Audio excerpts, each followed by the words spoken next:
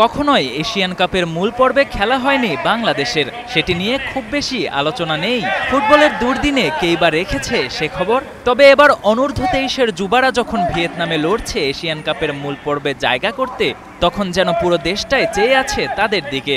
কারণটা হয়তো বাংলাদেশ ফুটবলের নতুন জাগরণ।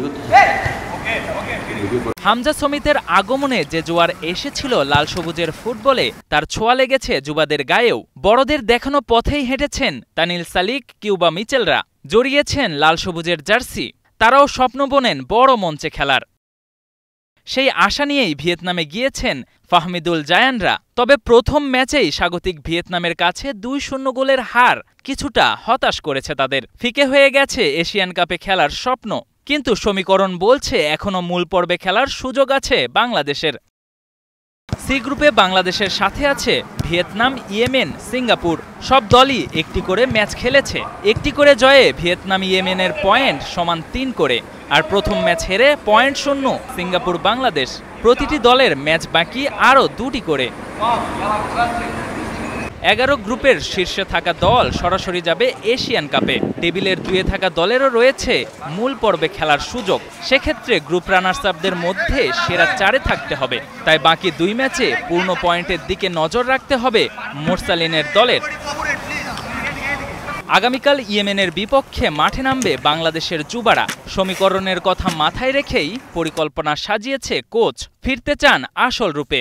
আমরা চাবো যে আমাদের এই ম্যাচে আমাদের চেহারা ফিরে আসছে এবং ছেলেরা রেডি। আমরা টেকনিক্যাল যে বিষয়গুলো আছে, অপোনেন্ট কোন জায়গাগুলো স্ট্রং সাইড আছে, কোন জায়গাগুলো তাদের দুর্বলতা আছে, এগুলো নিয়ে আমরা তাদেরকে আজকে ভিডিও সেশন করিয়েছি। পাশাপাশি তাদের সম্পর্কে একটা ওভারঅল ধারণা দিয়েছি। So team ready. এখন আসলে টুর্নামেন্টে টিকে থাকলে আপনাকে এই ম্যাচে জিততে হবে। সো ইনশাল্লাহ আমরা রেডি। আমরা ইনশাল্লাহ কালকে 3 পয়েন্টের জন্য মাঠে নামবো। অধিনায়ক মোরসালিনও বেশ সিরিয়াস। জয় ছাড়া অন্য কিছু ভাবছেন না এই ফরওয়ার্ড। কালকে আমাদের do or die match, so we have to win anyhow. আমার দলের সবার মেন্টালিটি এখন এইটাই। আমরা টিম মিটিং করেছি যে আমাদের কমিটমেন্ট এখন একটাই, আমাদের যেভাবে হোক কালকের ম্যাচ জিততে হবে। আসলে আলটিমেটলি আমাদের এছাড়া আর কোনো ওয়ে নাই, কারণ আমাদের 2টা ম্যাচ আছে যদিও, বাট কালকের ম্যাচটা যদি আমরা জিততে পারি সেক্ষেত্রে আমরা আর একটা সুযোগ পাবো। কিন্তু কালকের ম্যাচ যদি একটা নেগেটিভ রেজাল্ট হয় সেক্ষেত্রে এজন্য আমাদের টার্গেট এনি হাউ কালকের ম্যাচটা যেভাবে হোক উইন হওয়া। র্যাঙ্কিংয়ে বাংলাদেশের চেয়ে কিছুটা এগিয়ে ইয়েমেন ফুটবল। তবে র্যাঙ্কিং দিয়ে ম্যাচের ফল নির্ধারণ হয় না। মাঠের খেলায় এগিয়ে থাকা দলই মাতে জয় উল্লাসে। তাই তো প্রথম ম্যাচের ভুলগুলো শুধরে মাঠের খেলায় সেরাটা দিতে প্রস্তুত কিউবা মিচেল, ফাহমিদুলরা।